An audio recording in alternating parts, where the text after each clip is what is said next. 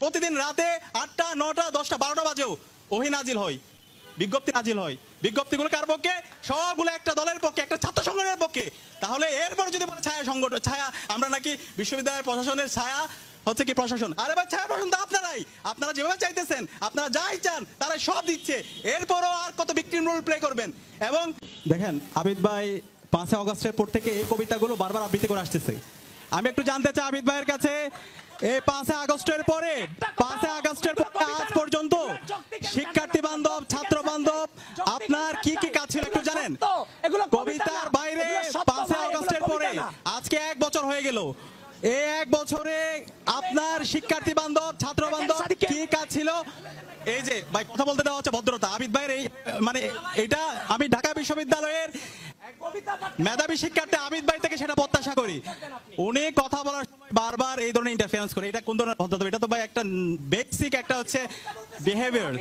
যখন এই রিপ্লাই দেওয়ার পর যখন উনি বারবার এই কবিতার মতো মিথ্যা জিনিসগুলো আবৃত্তি করে, তখন আর কিছু বলার থাকে না। এই বিষয়গুলো আমরা অনেকবার বলেছি, অনেকবার এগুলো ক্লারিফিকেশন দেওয়া হয়েছে।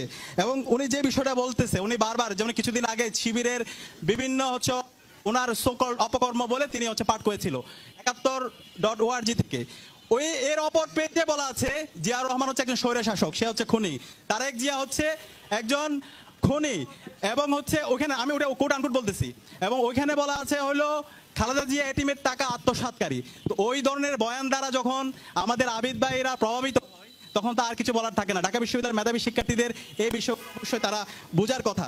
এবং আজকে আমরা যখন ডাকসু নিয়ে আলাপ করছি, একটা হচ্ছে ডিবেট, এই ডিবেটে আলাপ হওয়ার কথা আমরা কি করতে চাই, শিক্ষার্থীদের নিয়ে আমাদের ভাবনা কি, আমাদের চিন্তা কি।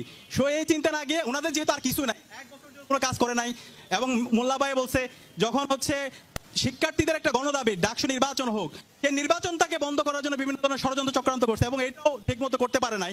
এখন যেহেতু কোনো কিছুতে নাই, সুতরাং সে আগের ক্যাসেটগুলো, ওই যে দিল্লির ক্যাসেট, হাসিনাবাদী যে ক্যাসেট, ক্যাসেট, সে ক্যাসেটগুলো আবার বারবার হচ্ছে কি করতে বাজাইতে হবে।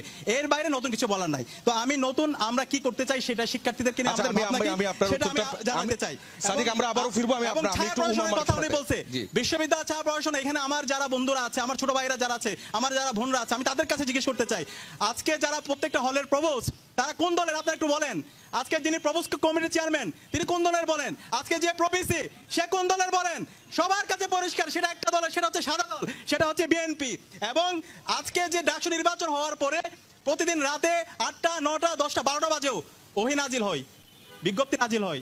বিজ্ঞপ্তিগুলো কার পক্ষে? সবগুলো একটা দলের পক্ষে, একটা ছাত্র সংগঠনের পক্ষে।